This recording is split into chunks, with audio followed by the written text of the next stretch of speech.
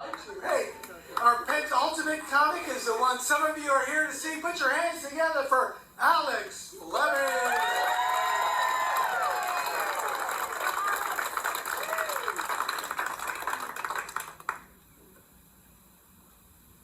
I'm Boo. Now I realize when I walk up here and you look at me, you probably think to yourself, no shit, buddy. But believe it or not, this is something that should scare the hell out of all you Gen Xers out there. This, right here, is 2 months and 3 days from being your generation. So what's gone so tragically wrong? I can explain it to you in one word. Technology. My life has been a living hell ever since technology came along to make my life so much better. Not fire, I mean the wheel was cool. But the very first innovation I remember was a microwave oven. And to this day I can still remember the very first thing I made. It was a hot dog. You took a hot dog, you put it in a bun, you wrapped it in a paper towel, you stuck it in a microwave for 1 minute, pulled it out, instantly you had a delicious, perfectly cooked hot dog. But then technology has come along and, tweak it a little bit. Now there's 3 different sets of times with the time range in each one of those sets depending on the wattage of your microwave.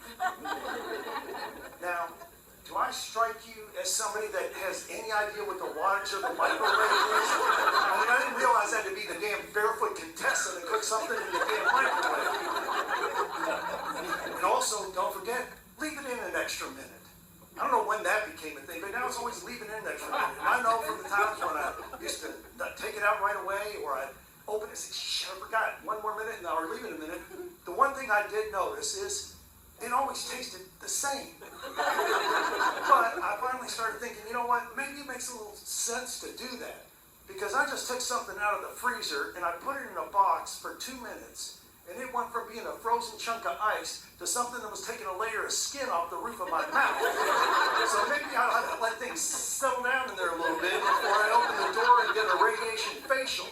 Maybe that's what's got to do. But other than eating, the one thing I really enjoy is going to sporting events. And the only thing I enjoy more than going to a sporting event is getting a free ticket to go to a sporting event. Until now.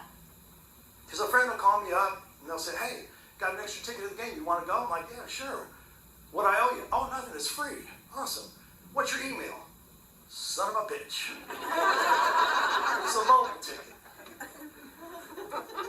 I got to try to figure out how to get that mobile ticket from my email to my phone. And I realized, yeah, it's so much easier than, having to drive over to somebody's house and, but I would rather crawl through a field of Legos and out of your mat, put it in my mouth and crawl back home than do that. But after a couple hours of that, I finally get it. And then I get to the game and it's packed.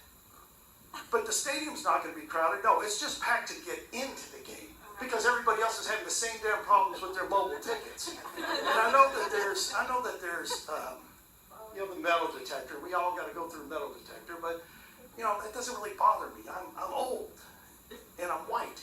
So I walk through, fireworks can shoot off that thing and they're just going to go, oh, Pops, come on in, you're good, Pops. Pops, let me tell you, gentlemen, the first time you get called Pops, that's when you know you're really looking old. But it starts out, you don't start out with Pops. They'll give you, first of all, you're over this way, young man, let me get you here, young man. Oh, yeah, that's great. I think that's really funny. Yeah, it's funny because I look really old, but you call me young, and that's going to make me feel good. Thank you so much. Excellent.